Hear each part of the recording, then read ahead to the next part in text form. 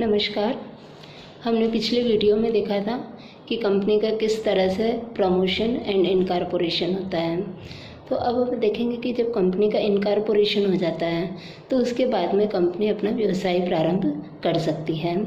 तो इसमें हम देखेंगे कि इनकॉर्पोरेशन का क्या इम्पैक्ट उस संस्था पर पड़ता है।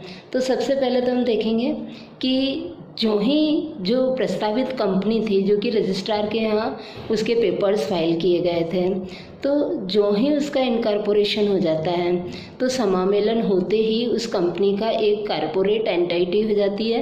यानी कि अपन कह सकते हैं कि उसका एक सेपरेट एंटिटी है, पृथक अस्तित्व उसको मिल जाता है। उस कंपनी को अपना एक नया नाम मिल जाता है और वो अपने नाम से कोई भी व्यवसाय करने के लिए, कोई भी अनुबंध करने के लिए स्वतंत्र हो जाती है। मतलब कंपनी अधिनियम के अनुसार उसे कंपनी का नाम मिल जाता है या कंपनी की एक स्वतंत्र एंटिटी उसे प्राप्त हो जाती है और वो उसे सभी कार्य करने की क्षमता प्राप्त हो जाती है। सभी कार्य से मतलब कि जो कंपनी के पार्षद सीमा नियम और पार्षद अंतर नियम बनाए गए हैं तो वो उन मेमोरेंडम ऑफ एसोसिएशन की लिमिट्स में रह करके उसमें ऑब्जेक्ट क्लोज में डाला है, उन उद्देश्यों के भीतर वो अपना कार्य कर सकती है और अंतर नियमों के अनुसार उसे अपनी आंतरिक कार्यवाही करनी होगी।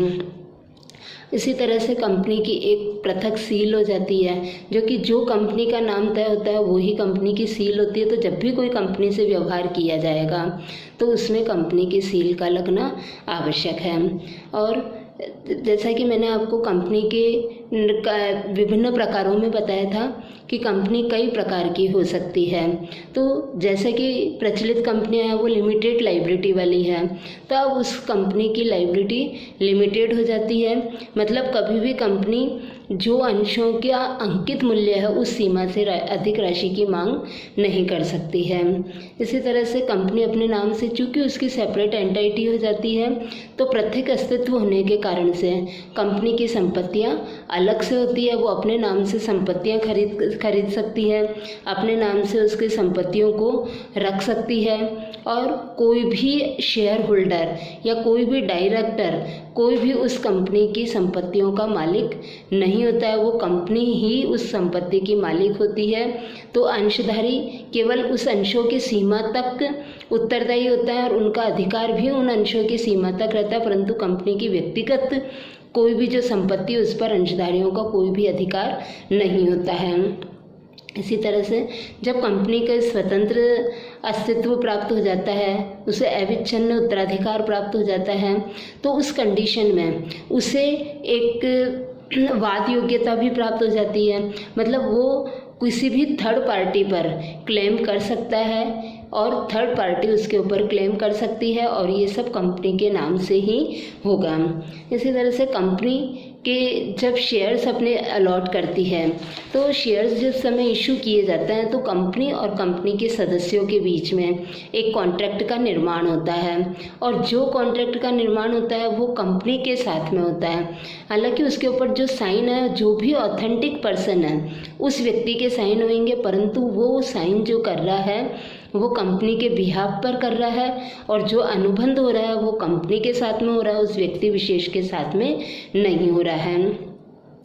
इसी तरह अपन देखते हैं कि कंपनी के इनकॉर्पोरेशन के समय यदि कुछ त्रुटियां भी रह गई है तो जो ही कंपनी का समामेलन हो जाता है उन तमाम त्रुटियों पर एक पर्दा पड़ जाता है। यानी कि अब मान लिया जाता है कंपनी का इनकॉर्पोरेशन हो गया है तो कंपनी के इनकॉर्पोरेशन में या कंपनी के प्रारंभ में कोई भी किसी प्रकार की त्रुटियां नहीं है, सारा काम सही है, इसीलिए उस कंपनी का इनकॉर्पोरेशन हुआ है।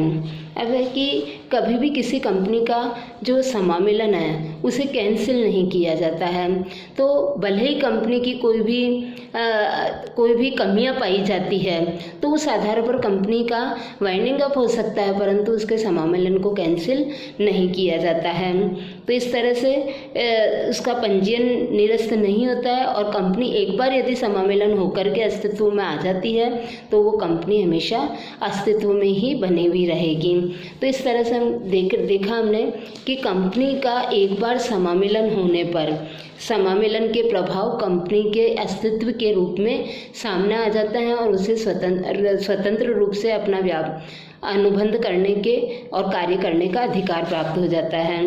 तो इस तरह से जब प्रवर्तन और प्रवर्तन के बाद में इनकॉर्पोरेशन हो जाता है तो कंपनी को अधिकार प्राप्त हो जाता है कि वो अपना व्यापार प्रारंभ कर सकती है।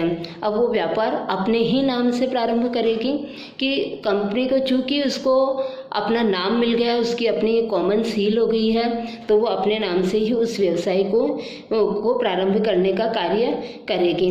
परंतु इसके साथ में भी एक क्लोज दिया है कि यदि कंपनी अपने इनकॉर्पोरेशन के 1 वर्ष के भीतर यदि व्यवसाय प्रारंभ नहीं कर पाती है तो रजिस्ट्रार को अधिकार है कि वो कंपनियों के नाम के रजिस्टर से उस कंपनी की रजिस्ट्रेशन को हटाने की प्रक्रिया चालू कर सकता है।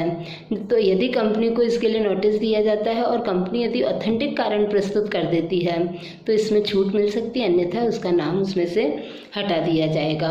अब वर्तमान समय में कंपनी के रजिस्ट्रेशन को सरल बनाने के लिए तो उसमें सिंप्लीफाइड प्रोसेस स्टार्ट कर दिया गया है। तो उसका जो इनकॉर्पोरेशन है वो इलेक्ट्रॉनिकली किया जा रहा है, मतलब कि समामेलन की सारी जो प्रक्रिया है उसको इलेक्ट्रॉनिकली कर दिया गया है ताकि कोई भी आराम से अपनी कंपनी का रजिस्ट्रेशन करवा सकता है। तो इस तरह से ये कंपनी की जो इलेक्ट्रॉनिक इनकॉर्पोरेशन की जो प्रक्रिया है वो लगभग सभी प्रकार की कंपनियों के ऊपर लागू होती है।